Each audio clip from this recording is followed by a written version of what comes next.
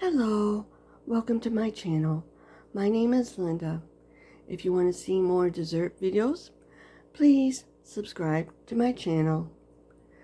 All recipes and social media links is in the description below. Feel free to add comments in the comment section. Today's recipe, I will be making a St. Patty's Day cake. You're going to be needing 1 package of white cake mix, Lime Jell-o, the small one, half a cup of oil, 1 cup water, 3 eggs, green sprinkles, 2 containers of extra creamy Cool Whip. On to the video. First thing to do is preheat the oven to 350. The next thing we're going to be doing is putting the cake mix in the bowl. Now I'm going to be adding the eggs, but I'm going to show you a little trick. This is to prevent you from losing the cake batter, because some people crack the eggs directly in the batter.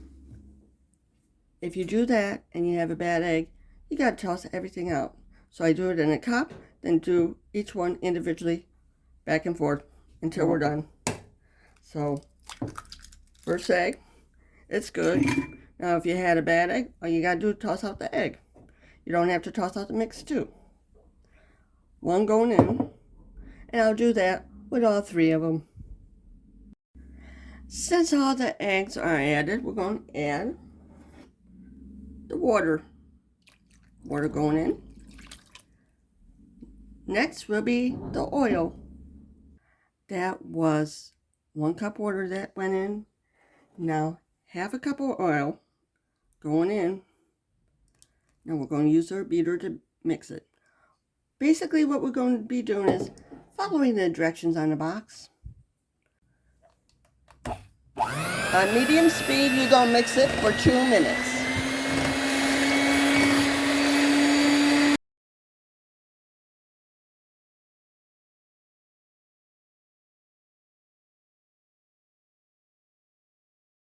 This is what it looks like after mixing it. The next thing to do is spray the cake pan. It's time to add the cake mix into the cake pan. And use your spatula,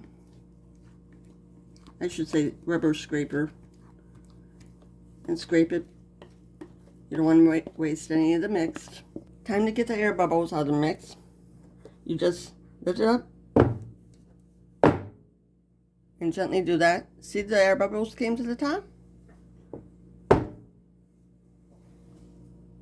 And then we'll be putting it in the oven and bake it according to the directions. Basically until you stick a toothpick in it and it comes out clean.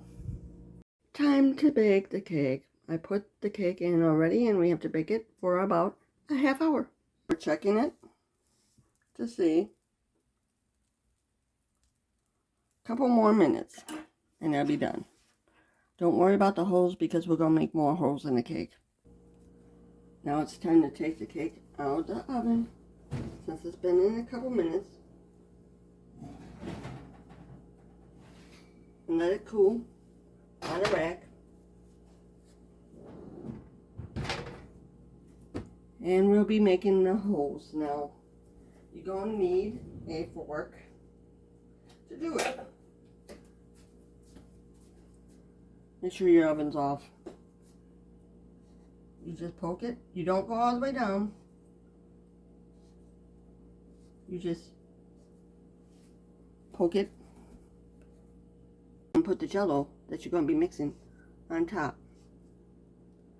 This is what it looks like after I made the holes in. Now I'll mix up the Jello and put this on a cooling rack to cool. Now what we're going to be doing is adding 1 cup water into the pan, bring it to the boil. We're going to be making Lime Jell-o, and make sure you have your handles on the inside. You don't want it hanging over the edge because if someone would walk by, they could knock it over on them and could get severely burned. So you don't want that. Bring it to boil, and I'll be back when it's ready. Since the water is now boiling, we'll add it to the mix.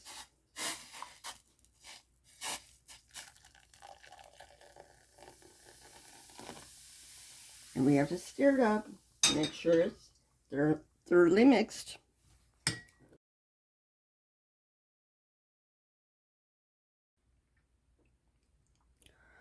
Once the Jello mix is thoroughly dissolved, I'm going to gradually add the cold water and mix it up.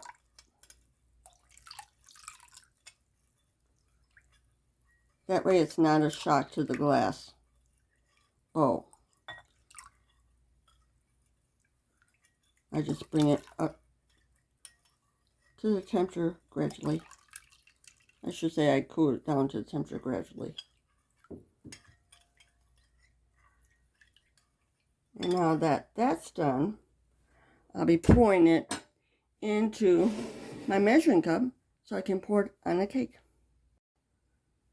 Before we pour it on the cake, I'm going to actually put it in the holes to make sure it gets in the holes, because you want to make sure it gets in all the holes. I'm just showing you a little bit how to get it in the holes. You do it to the whole cake. The reason why I use a measuring cup, it's easier to do it that way than going back and forth with the bowl. I just want to make sure I got enough in the holes.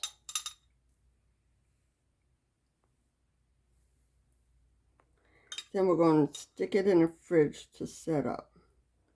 Then we'll frost it with the Cool Whip. But before you frost it, you got to make sure it's totally cool. Now put it in the refrigerator to set up. What I'm doing is adding the Cool Whip to the bowl, because we're going to dye it green for St. Patty's Day. I got my rubber scraper to make sure that we get all of it out. That's one bowl. Now I got to do my second one, because we're going to give it a green dye job. Perfect for the day. Make sure you get it all out, because we don't want to waste none. You may not need all of it, but I know one container ain't going to cover the cake. They used to have bigger containers years ago, and back then it did cover the cake. Now you have to get two. Now we're going to add some food coloring. Now we're going to add the food coloring. And hopefully I don't get any all over the place. Just got a green finger just now. Ah, it's pretty green though.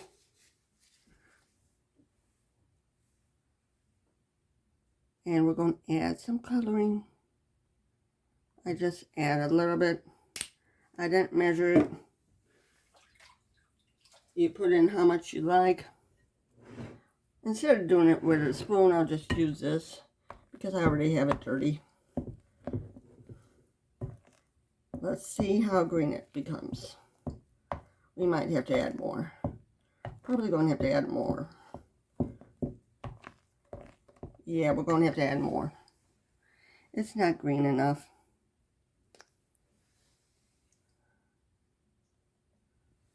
There we go. I'll mix that in and I'll be back with you. That's the color like. I'm going to put it on top of the cake. Put it on top of the cake. I'm going to put at least one container in. I did two. That might be more than one container. But I want to make sure I got enough frosting on it. We can always add more. We want it totally covered with Cool Whip. Since it's frosted, what I got to do now is clean up the edges. And what I do is I take a paper towel and get it off the edge So it's only on the cake. The last thing we do is we're going to sprinkle it with the green sugar. You just want a little bit on here. You sprinkle it as much as you like. I figure it's good with the two different colors green on here.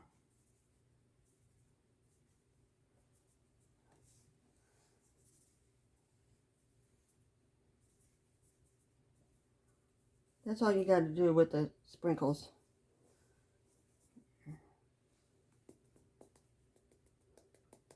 And do the edges. Make sure you get the edges too. So it's miss a spot. There we go. That's what it looks like. This is what it looks like done.